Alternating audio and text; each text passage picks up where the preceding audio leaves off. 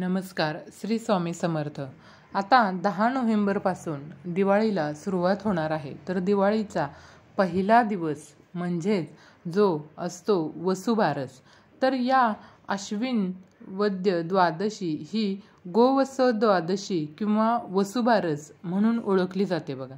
तर या दिवशी गायीची तिच्या पाडसासह म्हणजेच तिच्या वासरासह पूजा केली जाते.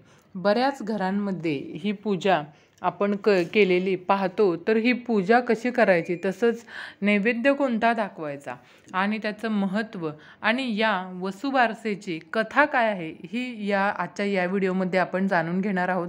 जाणून घेण्यापूर्वी चॅनेलवरती जर तुम्ही नवीन असाल तर चॅनेलला लाईक आणि सबस्क्राईब नक्की करा.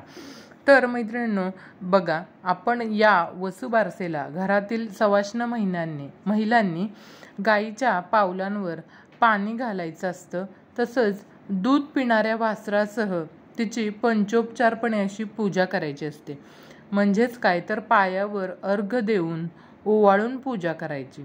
त्या दिवशी खरीपाचे पीक तयार झालेले असते, म्हणून आपण त्यांचा गोड घास सुद्धा तिला खायला घालायचा असतो.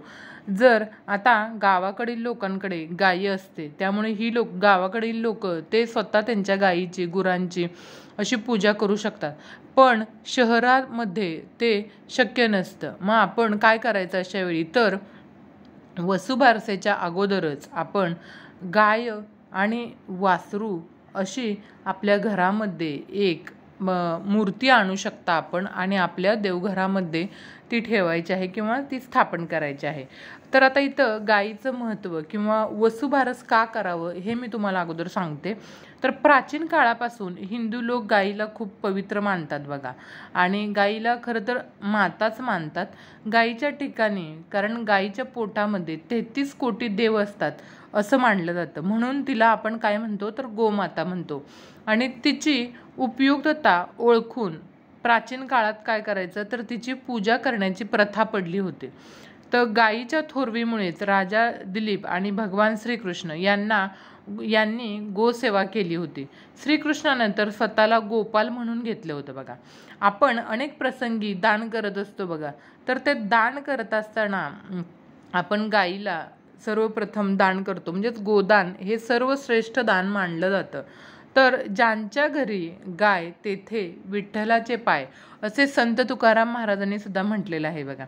तसंच श्री स्वामी समर्थ सेवा केंद्रातून जेव्हा दुःखी व्यक्तींना सेवा दिली जाते ना, तेव्हा त्यात प्रामुख्याने तुम्हाला या सेवेवर अतिशय भर दिला जातो. ती म्हणजे पंचगव्य यावर अधिक भर दिला जातो. तर पंचगव्य म्हणजे काय, तर पंच म्हणजे 5, गव्य म्हणजे गाय. पंचगव्य म्हणजे गायीपासून मिळणाऱ्या ज्या 5 वस्तू आहेत ना, म्हणजे त्या कोणत्या, तर त्यात गायीचं दूध, दही, तूप, शेण आणि गोमूत्र, याला काय म्हणतात, पंचगव्य. मग अशा पंचगव्याने आंघोळ करणं व पोटात घेणं, म्हणजे आपल्या आतमध्ये पोटामध्ये जाणं, याला अतिशय महत्त्व असतं बघा. तर घरात लक्ष्मीचे आगमन व्हावे या हेतूने आपण या दिवशी सतत धेनूची पूजा करत असतो. म्हणजे वसू म्हणजे द्रव्य म्हणजे काय, तर धन. त्यासाठी असलेली बारस म्हणजे द्वादशी. पुष्कळ ठिकाणी स्त्रिया या दिवशी उपवास सुद्धा करतात बघा. तुम्ही सुद्धा या दिवशी उपवास करू शकता. ज्यांच्याकडे घरी गुरे आहेत त्यांच्याकडे या दिवशी पुरणाचा नैवेद्य सुद्धा बनवतात. आणि या दिवशी गहू आणि मूग हे स्त्रियांनी खायचे नाहीत बघा. तसंच स्त्रिया बाजरीची भाकरी किंवा गवारच्या शेंगांची भाजी यावर उपवास या दिवशी सोडायचा असतो स्त्रियांनी. तर या दिवसापासून आपण काय करतो, तर पणत्या लावायला सुरुवात करतो बघा. अशा प्रकारे वसुबारसेचं महत्त्व आहे. तर आता वसुबारसेची कथा काय आहे ती जाणून घेऊयात आपण. एक नगर होतं आणि तिथे एक वृद्ध महिला राहत होती. तिला एक सून होती. घरी गाई गुरे होती, म्हैशी होत्या, गव्हाळे मुगाळे नामक वासरे होती. अश्विन मास आला तेव्हा आणि पहिल्या द्वादशीच्या दिवशी वृद्ध महिला सकाळी उठली आणि शेतावर जाताना सुनेला तिने हाक मारली, मुली इकडे ये. आणि तेव्हा काय करते, सून येते आतून आणि विचारते, काय हो सासूबाई. तर ती म्हणाली की, वृद्ध महिला म्हणाली की गव्हाळे आणि मुगाळे शिजवून ठेव, असं ती वृद्ध महिला आपल्या सुनेला सांगते आणि शेतावर निघून जाते. त्याच्यानंतर सून गोठ्यात जाते आणि गव्हाळी आणि मुगाळी वासरं जी असतात ना, त्यांना ती उड्या मारत होती. त्यांना ती ठार मारते, चिरते आणि शिजवून ठेवून सासूची वाट पाहते बघा.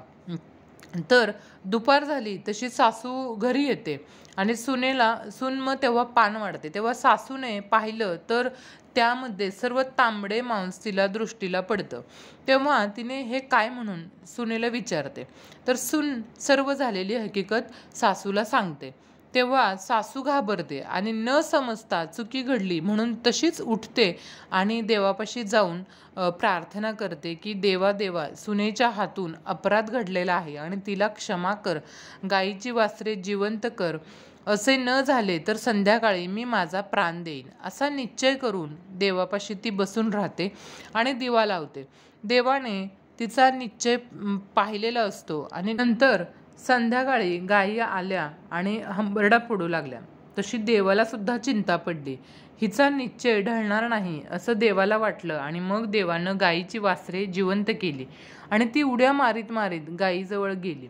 गायीचं हंबरणं बंद झालं आणि वृद्ध महिलेला आनंद झाला, सुनेला आनंद झाला. नंतर वृद्धेने गायी गोऱ्याची पूजा केली आणि स्वयंपाक करून नैवेद्य सुद्धा दाखवला. म्हणून या दिवशी नैवेद्यात गायीला उडदाचे वडे खावयास देतात बघा. म्हणून आपण सुद्धा वसुबारसेच्या दिवशी उडदाचे वडेच हा नैवेद्य गायी आणि वासराला नैवेद्य बनवायचा आहे बघा.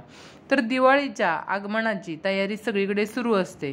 घर गोटे स्वच्छ केलेले असतात, सगळीकडे आनंदी वातावरण असतं आणि शेतावर शेतीचे इतके दिवस राखणीसाठी गेलेली गाय आपल्या बछड्यासह वसुबारसेला संध्याकाळी परत येणार असते.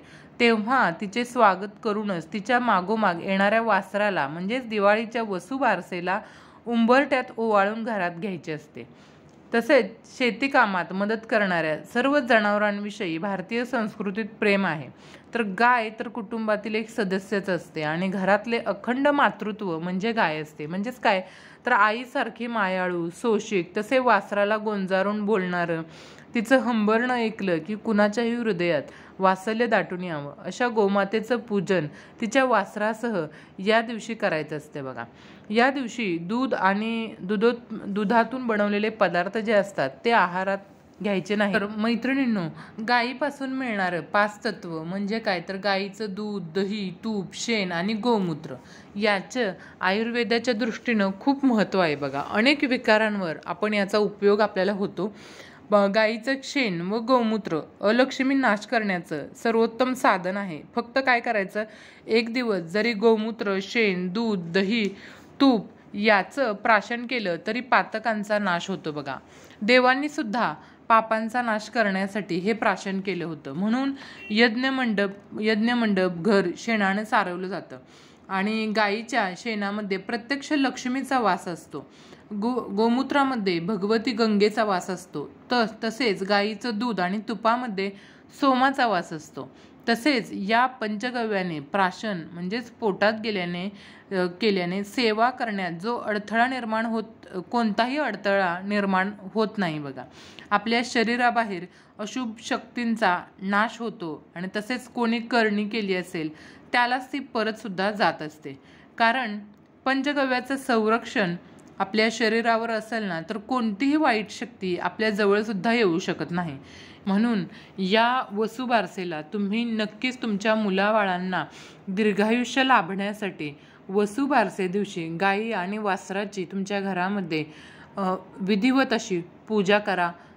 आणि आजची ही माहिती तुम्हाला आवडली असेल अशी अपेक्षा करते आणि आवडली असेल तर चॅनेलला लाईक आणि सबस्क्राईब करा आणि बेल बटनही प्रेस करा. म्हणजेच असेच नवनवीन माहितीपूर्ण व्हिडिओ तुमच्यापर्यंत पोहोचण्यास मदत होईल. धन्यवाद. श्री स्वामी समर्थ.